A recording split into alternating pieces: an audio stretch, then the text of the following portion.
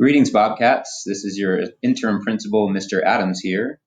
And Ms. Infantino, your counselor. Hope everybody's doing well. And we are here to talk to you guys about crisis resources and suicide awareness and prevention, since we have just concluded Suicide Prevention Month in September.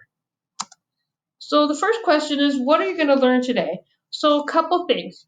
We're going to talk about how you can tell if you yourself or a friend might need to get some help for any suicidal thoughts or behaviors that are concerning to you. And also how to get a trusted adult, how to find somebody that is you can go to get the help that you need. As we do this presentation, we want you to know that while we're in distance learning, things do look a little bit different, but your counselors, your interim assistant, your interim principal, assistant principal, we are all here to help you no matter what you need. So please rely on us. Here are some crisis resources. Many of these can be found on the back of your student ID card for your 8th graders. 7th graders, we're still working on ID cards, so stay tuned. As you'll see, there's the crisis text line, the suicide prevention lifeline, and a number of other resources, both local and community-based. Please don't hesitate to use these, and as Ms. Infantino mentioned earlier, please know a trusted adult, which we'll talk about more soon. So who is your trusted adult?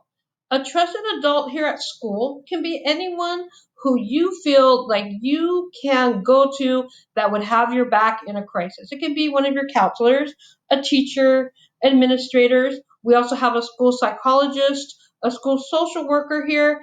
Also, we have your coaches that you might work with. You can also ask a friend. Let's say you don't have a trusted adult. You can ask a friend who their trusted adult is, and they can share you with them, and you can both go to help together. My wish for you is that everybody does find a trusted adult. Hopefully most of you have some trusted adults outside of campus as well, and definitely that could be your parents, could be a family member or a family friend, anyone you feel comfortable going to when things are not going well. Please keep in mind for distance learning as well, since you're not seeing your teachers as much on campus, continue to establish and identify trusted adults in your home environment as well. Let's take a minute to talk about protective factors.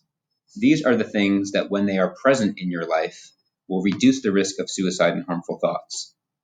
Again, protective factors are personal or environmental characteristics that help protect people from suicide.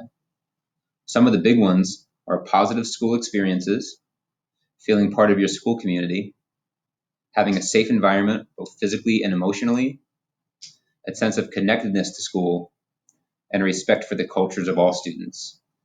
So please know, as you've noticed some of the activities from our front office, ASB, and PTA, we're very much trying to keep students connected during distance learning, as we know that feeling connected to your school and community is a really good way to keep safe. Okay, here's some more protective factors that you also want to consider. What tools are in your toolbox for life skills? What do I mean by that? How are you able to be resilient? How well do you bounce back from adversity? If you don't get the part in the play you wanted or the math score that you thought you should get, how are you able to cope with that? What tools are there? Also, science and research tells us that family support is also super important in preventing suicide, as is access to healthcare and mental health care, because if you have adequate access to healthcare and mental health care, you can prevent smaller problems from growing into larger ones. Now let's talk about risk factors. These are factors that, when present in your life, may increase your risk to suicide. Some are depression, substance abuse, or aggressive or risky behavior, low stress tolerance, impulsivity, or ongoing feelings of hopelessness, stressful circumstances such as abuse, exposure to suicide, or bullying. There could be mental health issues at home, you've lost a family member, or you don't have access to the help you need, or exposure to discrimination, sexual orientation, race, ethnicity, disability, or physical characteristics. Now, please know these risk factors can vary across groups. They can not only vary across groups, but culture, gender, and other characteristics. Some other examples of stress resulting from prejudice and discrimination, including family rejection, bullying, or violence, is known as a risk factor for suicide attempts. So please know if any of these are prevalent in your life or you're experiencing them, please find a trusted adult to communicate with. Okay, I think it's important that we talk about what is stress versus distress. How many times in the last 3 weeks have you said, "Oh my gosh, I'm so stressed out right now"? Pretty much that's everyone. So stress is a very common part of all our lives and you will experience it and it's what we do with it. Some of the stress is good stress. It keeps us on our toes. It makes us want to study for our tests so we can do well. It makes us want to practice so we can play well in a game. That's good stress. It's when the stress turns to distress and we have those negative feelings, the anger, the frustration, the irritability all the time and we just can't seem to shake it, can't seem to let go of it, and it causes us to change our actions in other parts of life, that's when we know it's a problem. And that's when you need to get help for yourself or a friend by contacting your counselor or another trusted adult. So remember, like Ms. Infantino said, everyone experiences stress. It is perfectly normal and at times healthy. It's when we're not able to manage that stress or it's occurring for long periods of time when we are experiencing distress. And that's when you definitely need some help. Okay, as far as knowing when to need help, here are some other warning signs. When to get help for yourself or a friend. If you're hearing themes regarding this topic in conversations, writings, or drawings, please tell an adult.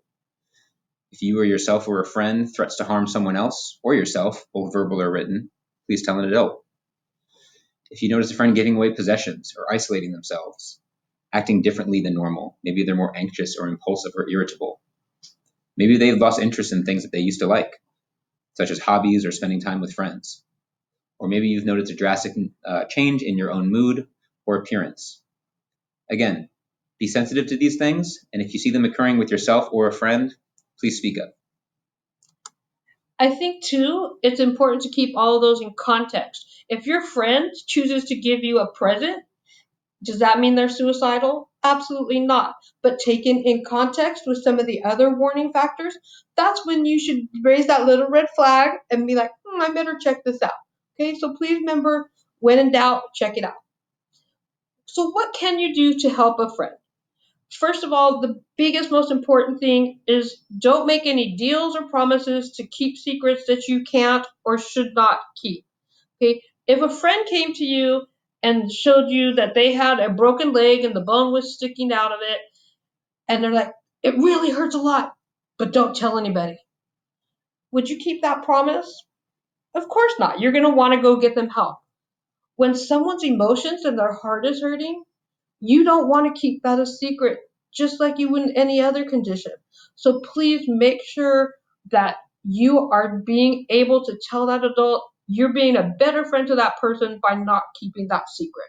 Okay? Again, the good news about suicide, if there is any, is that we can prevent it by working together and not keeping secrets. So to reemphasize this, please don't keep a secret or don't promise to keep a secret if you feel like your friend's safety is at risk. Telling a trusted adult can save a life. Be an upstander. Take actions to reduce bullying and increase positive connections. Never leave the person alone and seek out a trusted adult immediately. The big one we often encounter is worrying that your friend will be mad at you if they confided a secret in you that might be unsafe, but have begged you not to tell anyone. Please think about what the repercussions could be if you don't tell a trusted adult. It's okay if your friend is mad at you in the beginning, but they will thank you in the end. So we wanted to make sure that you all knew the resources that you have here at CVMS. You have Miss Mert if your last name starts with A through F. You have myself if your last name starts with G through Z. You have Mrs. Erkel, who is here on Wednesday. She's our student support specialist. Your administrators, Mr. Adams and Mr. Bishop, and Mrs. Kim when she comes back from maternity leave. Many of you haven't even met her yet, but when she returns here, she will definitely be a trusted adult. You also have your teachers and all our CVMS office staff that are here and willing to help you deal with whatever you need to deal with. And please remember, use some time after this presentation to talk with your teachers. Anything in these presentation slides, your teachers are equipped to discuss with you. Anything more significant or personal in nature, please reach out directly to myself, Ms. Infantino, or Ms. Mert. Again, thanks for listening, Bobcats, and here's one more exercise to help us wrap things up.